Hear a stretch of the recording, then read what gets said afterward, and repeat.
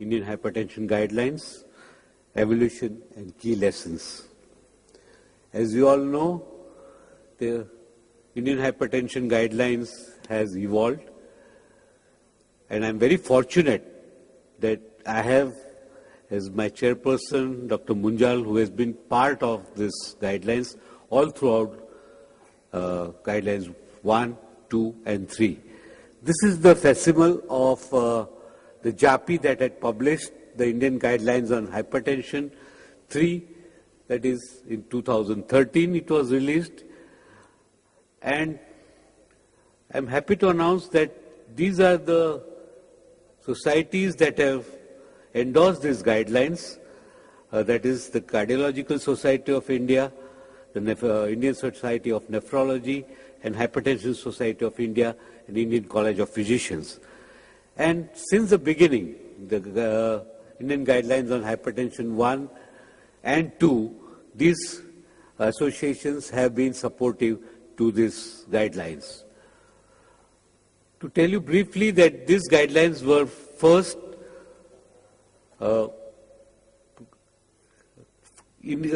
at length discussed by the core committee, and which consisted of eminent physicians, cardiologists and nephrologists throughout the country from the east, west, north and south, and the API had given us the task of bringing out these guidelines. Once these guidelines were formulated by the core committee, it was distributed to 200 physicians, cardiologists, nephrologists, and even gynecologists to find their opinion and to endorse whatever was formulated by the core committee and to give us suggestions if we have to improve upon it. Once these suggestions were incorporated, the guidelines were released. The evolution of these Indian guidelines, the core committee was requested to collate data in the areas of epidemiology, definition, classification, evaluation and management of hypertension, keeping in mind the Indian published work and Indian conditions. The endeavor has not been to reinvent the wheel, but to highlight certain differences in the Indian context. These guidelines, along with the other available, should therefore be of value to all physicians in India who manage patients with hypertension. This was our primary concept that we had accepted, that we are not doing anything new. We are not bringing out a textbook. We are not bringing out a monogram. But we are just giving you the gist of whatever is available throughout the world and see that how we can inculcate that in the Indian context. And this has been our motto throughout the 3 guidelines. The title of Indian Guidelines on Hypertension 3, 2013 has evolved and recommended over the years. The first guideline, the title was Indian Hypertension Guidelines.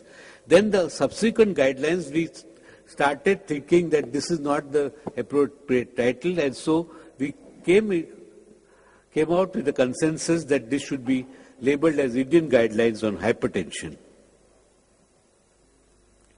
The first guideline talked about the classification and the year. The main difference between the other guidelines that were prevalent at that time, like the JNC and the NICE, was that other guidelines talked about pre-hypertension, and we did away with this concept of pre-hypertension with reasons, and we called it high normal guideline, high normal hypertension, other things remaining the same. Then we, in the first guidelines, we included all the publications that were present or prevalent at that time up to 1999. And for follow-up of the patients, while in the second guideline, use of home monitoring of blood pressure was discouraged, however, with the availability of better devices and newer data showing its usefulness for follow-up of this patient, this is now recommended and encouraged. That is home blood pressure monitoring. Then the threshold of blood pressures in the various modes, that is the office, home and ABPM, were defined. In the second guidelines, at the time of second guideline, it was felt that lower the better policy for target blood pressure was preferred. However, it has been now realized that a J-shaped curve does exist, especially for non-revascularized coronary artery disease patients, and caution has been advocated in trying to lower blood pressure to low target levels, especially in these patients. The new epidemiological data that is now available in the last 5 years, that was the statement of Indian guidelines of hypertension 3, and reflects the increasing prevalence and poor levels of control of hypertension in India. These were the studies that were prevalent in Indian guidelines, which have been included up to the year 2008. And in the Indian guidelines on hypertension, third edition, the importance of lifestyle intervention for blood pressure reduction was emphasized. Also the sodium, this was a novel thing that has been introduced in the guidelines, which is not there in the other guidelines prevalent at that time, was that we introduced what are the sodium content of foods per 100 grams. Prevalent is uncommon foods that are used by the Indian population. And also the food items to be avoided in hypertensives has been enumerated in the guidelines. And foods with high potassium has also been enumerated in the guidelines, which is not found in other guidelines like the JNC, the ASH, or the NICE guidelines, or the European and the Canadian guidelines. Then guidelines for selecting the most appropriate first-line antihypertensive drugs has been enumerated in the Indian guidelines 3. Now, this was the evolution of the Indian guidelines, and the key lessons to be learned in the Indian guidelines of hypertension 3 are: diuretics are now considered at par with ACE inhibitors or ARBs. And calcium channel blockers are not preferred agents as in previous guidelines.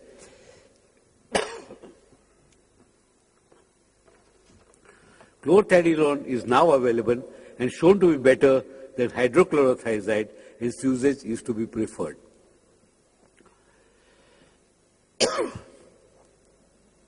The value of beta blockers as first-line agents in hypertension has receded, and these are now recommended as agents for use only in young hypertensives with specific indications.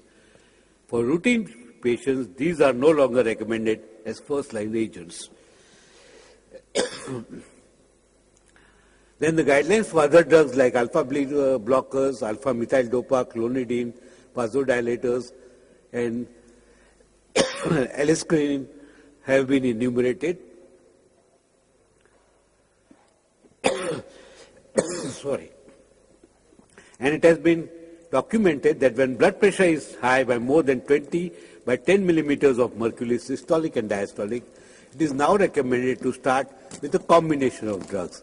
This has been accepted in our guidelines that you can start with combination of drugs because it was felt that average Indian hypertensive needs more than 2 to 2.5 drugs for control for good control of hypertension. Monotherapy is not going to be effective in achieving target blood pressure. And multiple medications are required to achieve BP control in clinical trials. These have been enumerated. Sorry. Certain combinations are shown to be better than others in recent trials, especially ACE inhibitors, ARBs, in combination with CCBs forms a good combination.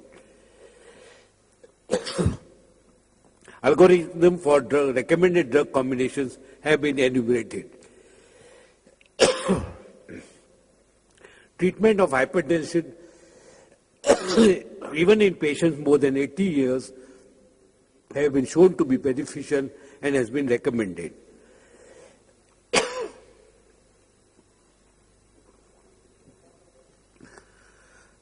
Then in the Indian Guidelines of Hypertension 3, we have enumerated the algorithm for treatment after initial drugs have been used, and the percentage of prevalence of various causes of hypertension have been revised into the Indian Guidelines of Hypertension, the third edition, that is the latest edition. Chronic kidney disease is now recognized as a common comorbidity and has been explained. Awareness and diagnosis of the entity will help recognize the high-risk hypertensive individuals.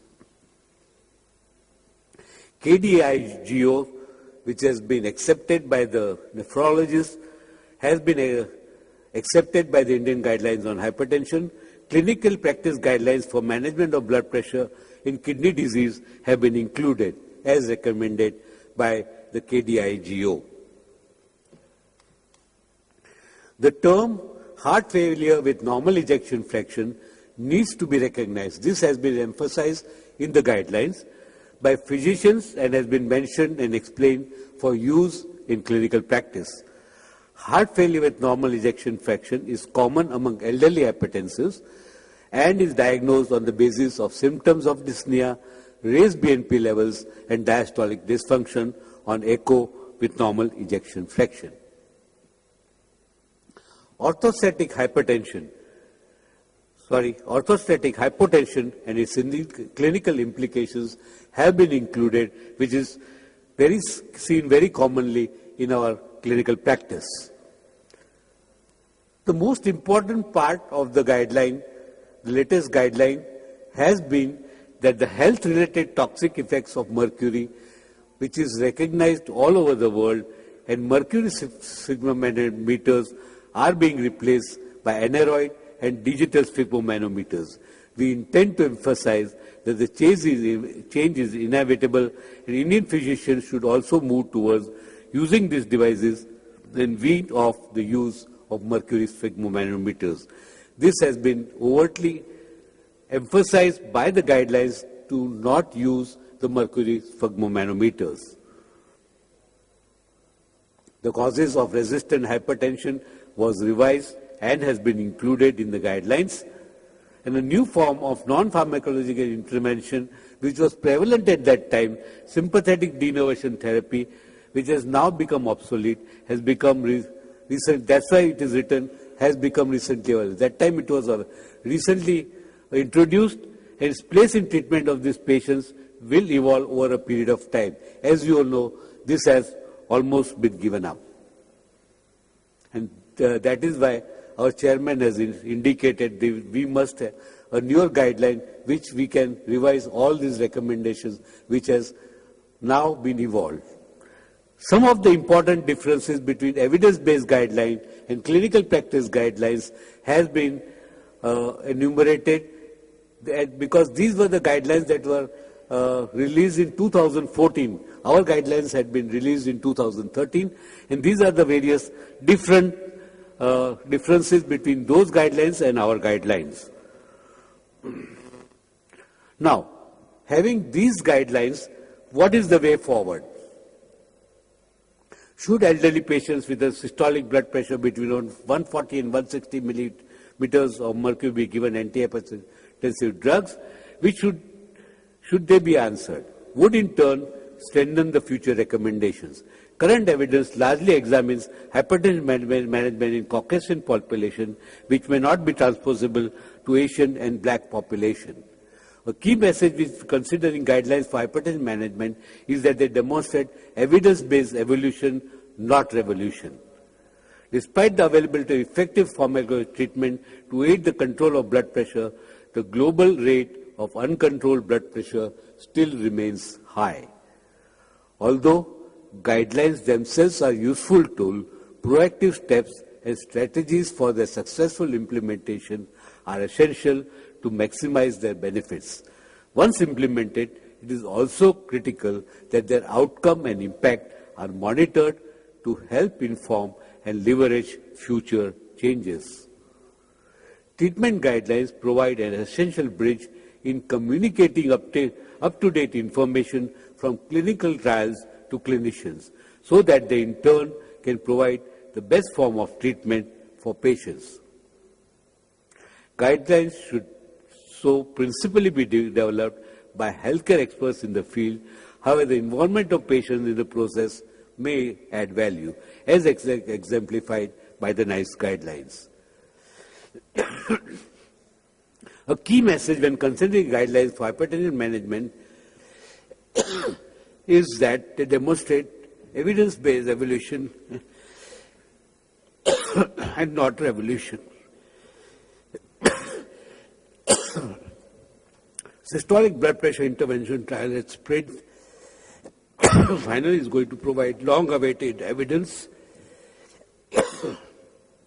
The latest SPRINT trial, which is a landmark unpublished trial, has sparked the controversy of aggressive pressure control yet again. It has recommended blood pressure control of up to 120 by 80 millimeters of mercury. The trial has contraindicated the JNC8 panel recommendation to relax the systolic blood pressure threshold from 140 to 160 millimeters of mercury in patients aged 60 years and older was based on the concern that we just did not have the recommended controlled trial evidence to know whether the benefits of more intensive medication therapy for older hypertensive outweighs the risk. The SPRINT trial has been stopped 6 months early because the data shows that more intensive versus less intensive treatment of systolic blood pressure to below 120 millimeters of mercury reduces the rates of major cardiovascular events by almost 1/3 and the risk of death by almost 1/4. So, summarizing, Indian guidelines on hypertension has been useful to the community and the physicians in taking help of the guidelines in their practice. The only thing to now discuss is whether the number game ends here with the SPRINT trial. There have been various recommendations of controlling blood pressure, whether 130/80, 140/80, 160/80 in elderly individuals. But the SPRINT trial, the latest which has come out, tells us that you must control the blood pressure below 120/80, and the target should be 120/80 to avoid cardiovascular complications. Thank you.